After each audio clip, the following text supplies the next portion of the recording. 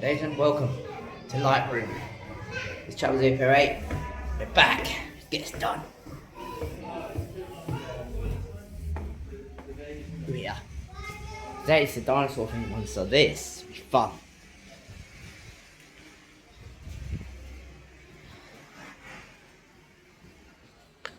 We'll take a few pictures, enjoy this. Yes, see what happens.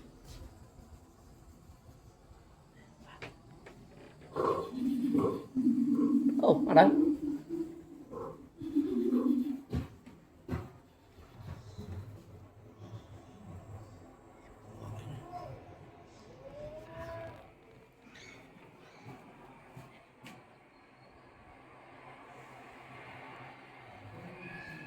So I guess I take photos, yeah. Sweet. Found it. Wait.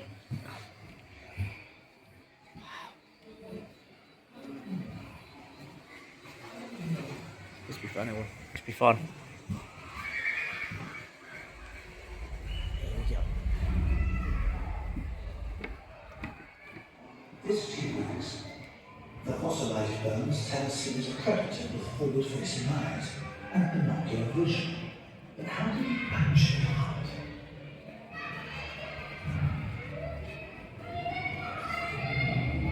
Triceratops. Fossils tell us they had long, powerful growl horns, and they used them to defend themselves.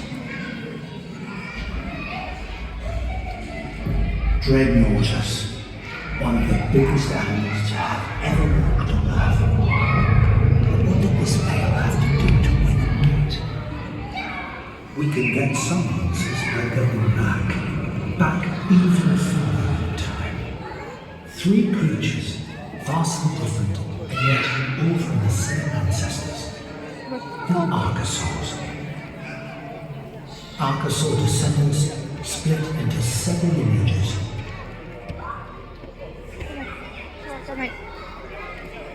This is the dinosaur family tree.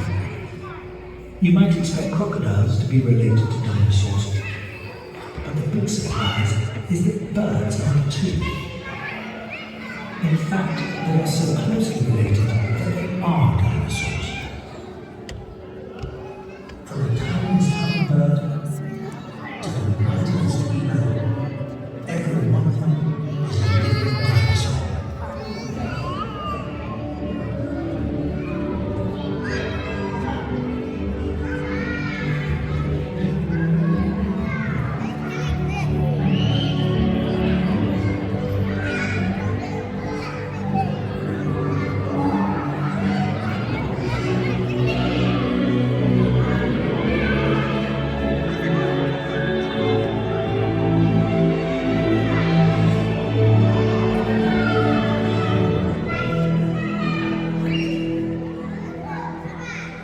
By looking at how birds, crocodiles, and other close living relatives behave, we can get vital clues that tell us how prehistoric animals behaved.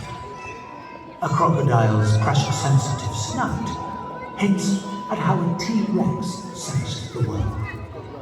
An ostrich's stride, how two-legged dogs walk. Fossils show us the outlines, but living creatures help us fill in the details. Details of the incredible drama on our prehistoric planet.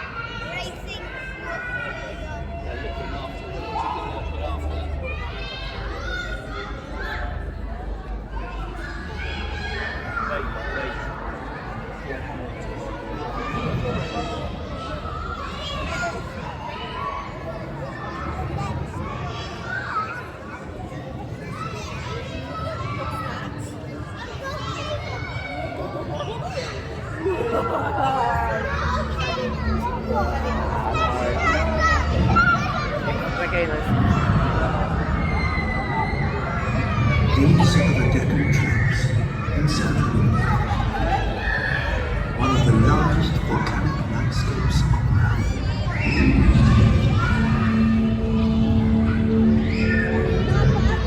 Where lava has been flowing for so long, it's sometimes a mile deep.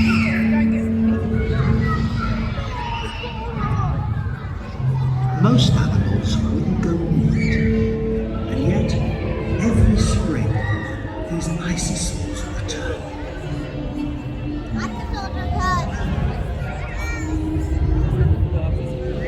A deadly mixture of gases spew from the volcanic vents. Just a few larvas would be enough to kill them. But in the cool dawn, the heaviest vapors sink, and for a few precious hours, their long necks allow them to pass through the danger.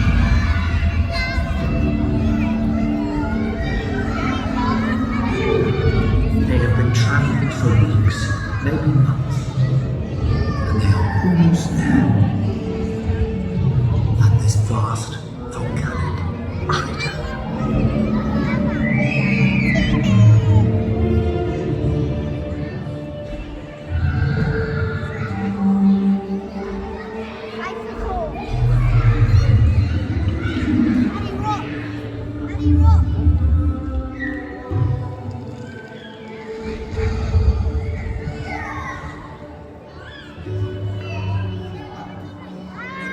This strange, quiet caldera, with its heated sands and poisonous air keeping the predators away, is a perfect place to lay their eggs. A natural incubator. Each female will dig a 2-meter trench and lay about 20 eggs. They will bury them in the warm soil and then they will emerge. In the warmth, the eggs will develop on their own, unprotected.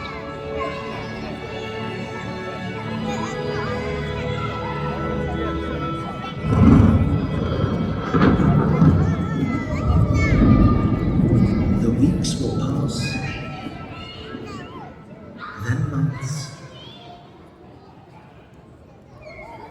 and then, listen closely.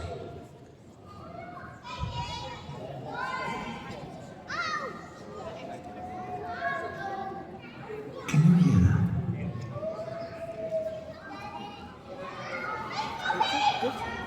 Still in their shells, the babies are calling to each other.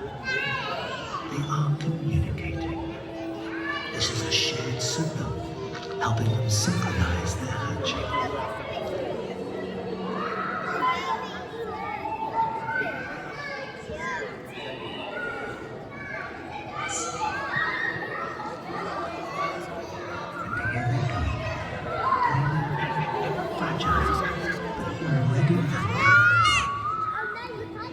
There's nothing for the babies to eat except their mother's dung. It's packed with seeds to nourish them and bacteria to help them digest. It's not much, but just enough to help them on their way out of the volcano.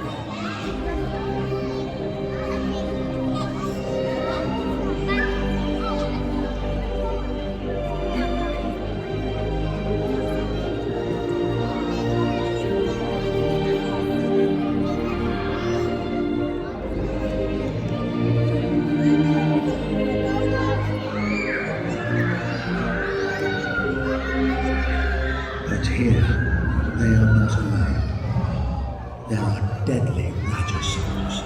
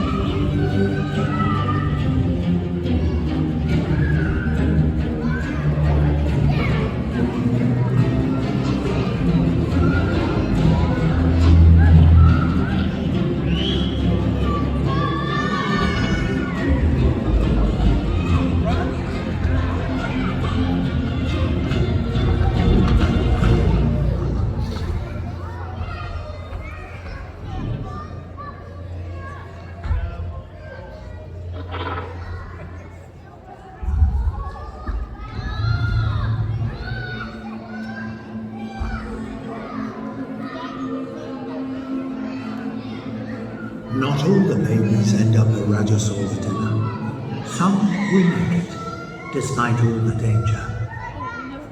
Although their mothers left them to fend for themselves, laying so many eggs in the volcanic crater gave them a chance. And sometimes that is enough. And one day they will join their mothers and return to this same place to lay their own eggs.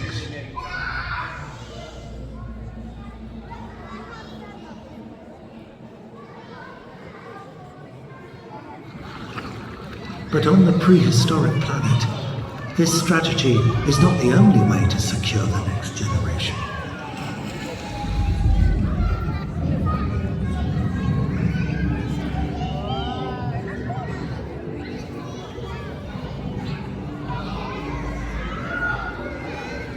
Here, in the tropical seas 66 million years ago, there was a different and a much more demanding type of parenting taking place. This is a body of Dinosaurs, huge marine reptiles, 8 meters long.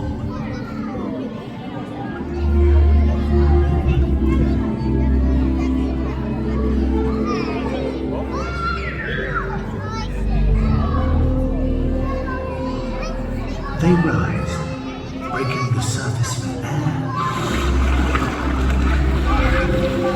then dive again.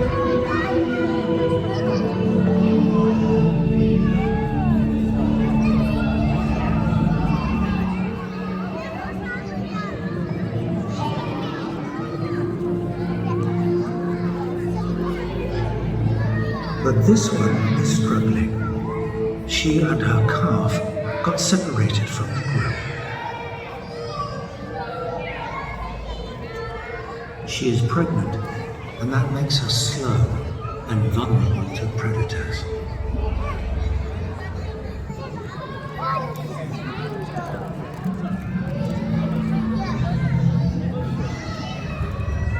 This is a deadly mosasaur, 10 meters long and ready to hunt.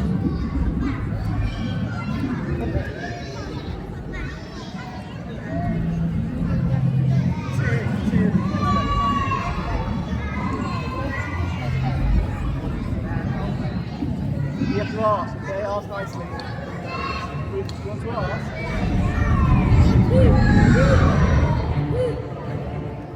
The calf tries to draw the predator away from its mother. The calf is fast. This is a dangerous game.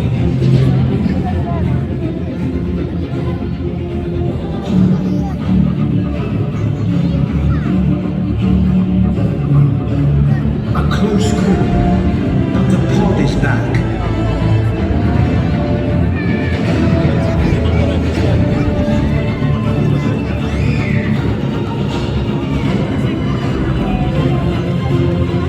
They force the mosasaur to retreat.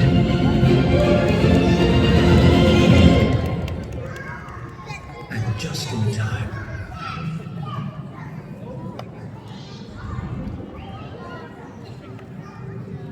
Her 1.5-year pregnancy is coming to an end.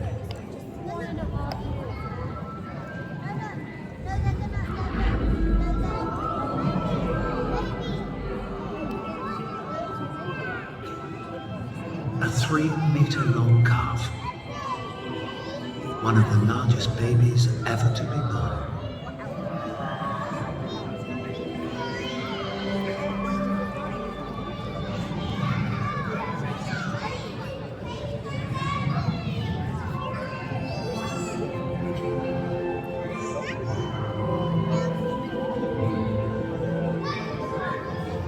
The mother gently guides it to the surface for its first breath.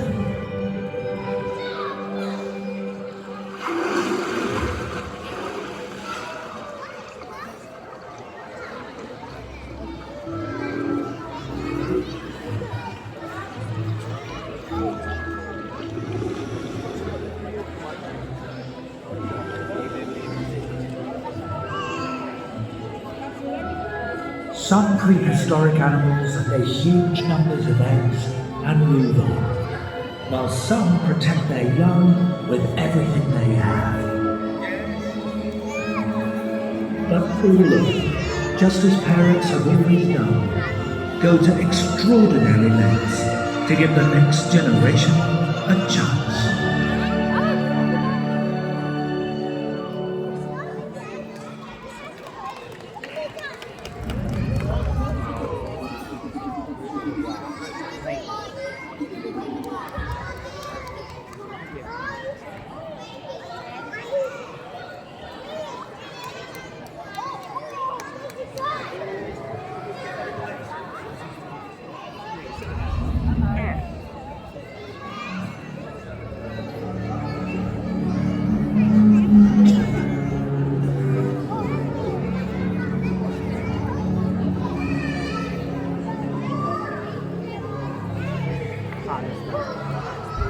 Wow, look at that.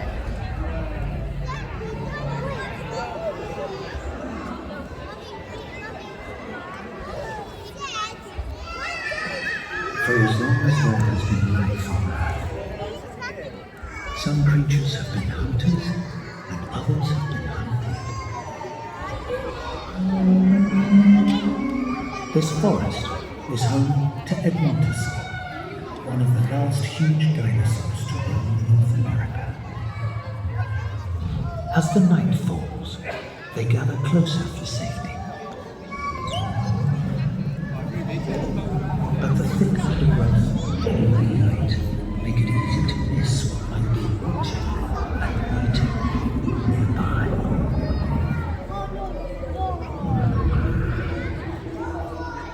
Tyrannosaurus Rex.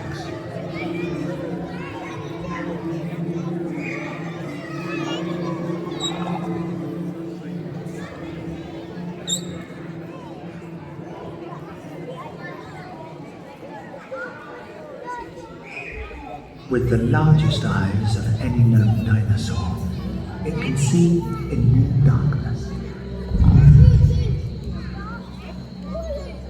Its padded feet soften each step, and its sense of smell is so powerful, it can follow a trail without ever catching sight of its target.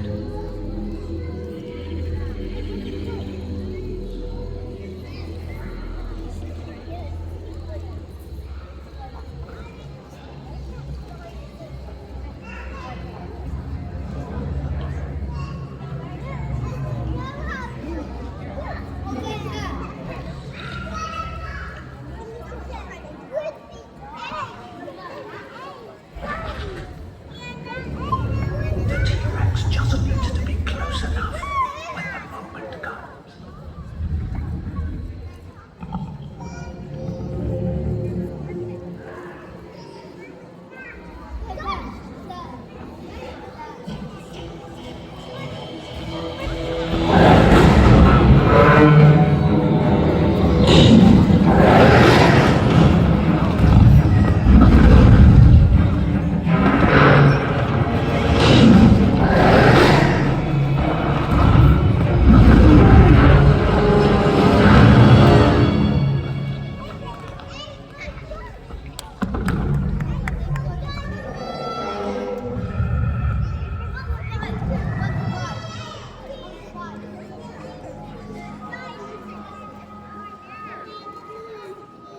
The hunt is over.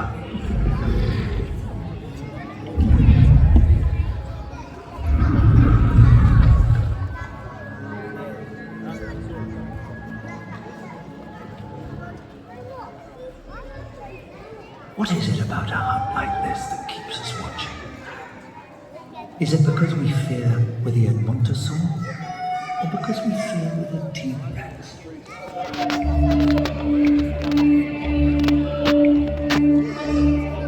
From the moment we began to tell stories, we gave shape to the things we feared, to the things lurking in the dark.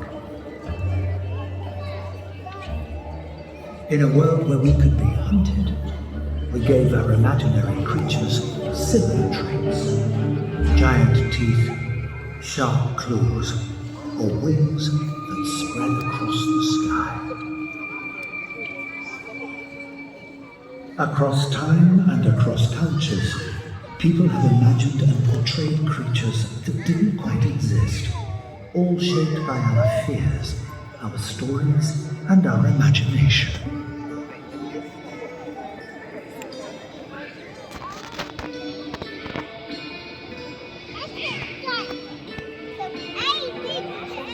And then in 1842, something changed. A British scientist gave them a name, Dinosauria, meaning terrible lizards. And with that came the realization that these creatures, some like the ones we had imagined, had once been real. These fossils look eerily like the monsters in our myths, as if our nightmares had a history.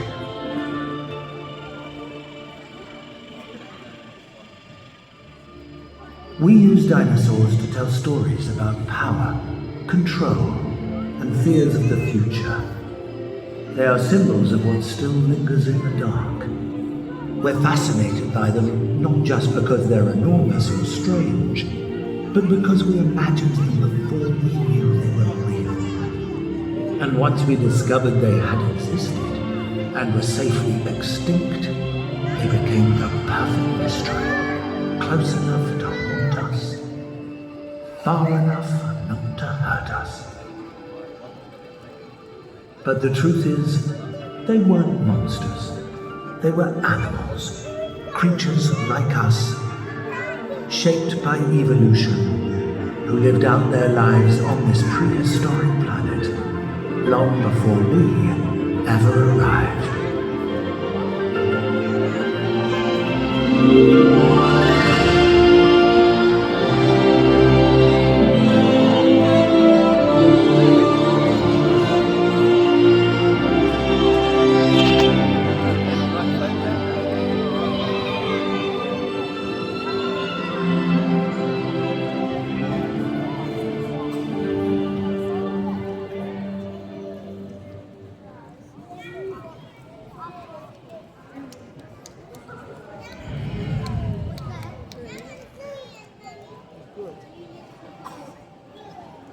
Yeah, really good.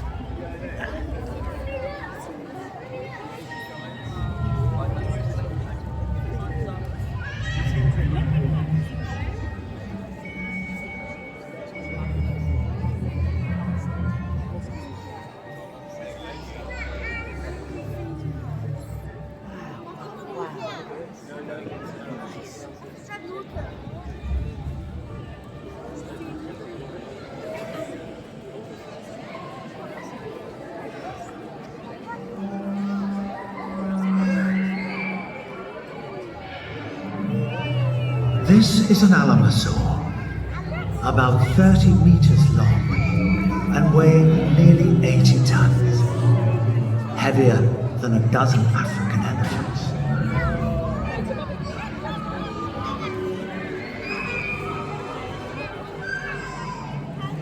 This one is old, 70 years, maybe more, and his time is nearly up.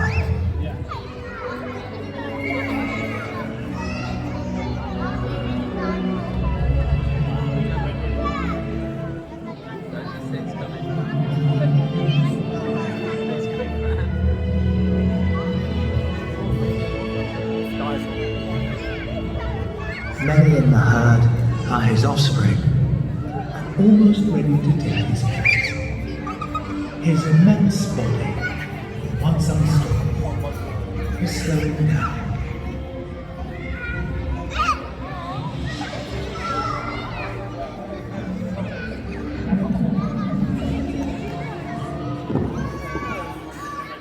He won't survive the night.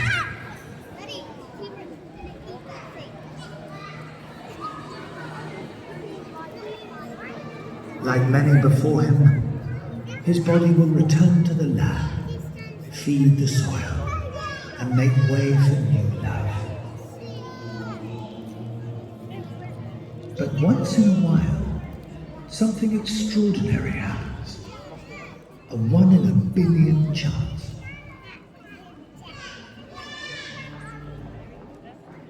A sudden mudslide, sealing the body before scavengers can reach it. Days become months, months become years, years become centuries. Mud, weight, heat. Molecule by molecule, something changes. The bone hardens, but the shape stays.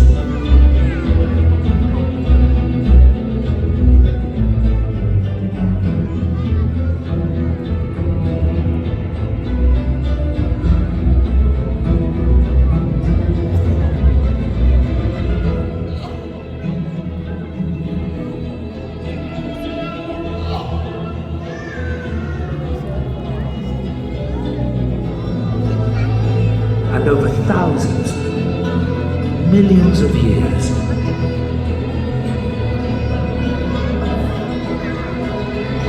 Stop being so selfish and sit this down. great creature becomes a fossil.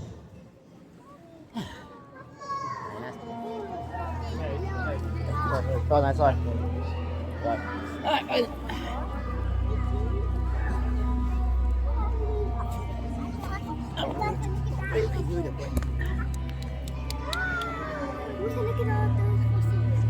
The chance of one bone surviving is tiny. The chance of a whole skeleton vanishing is small. And yet look, frozen in time, each a unique life.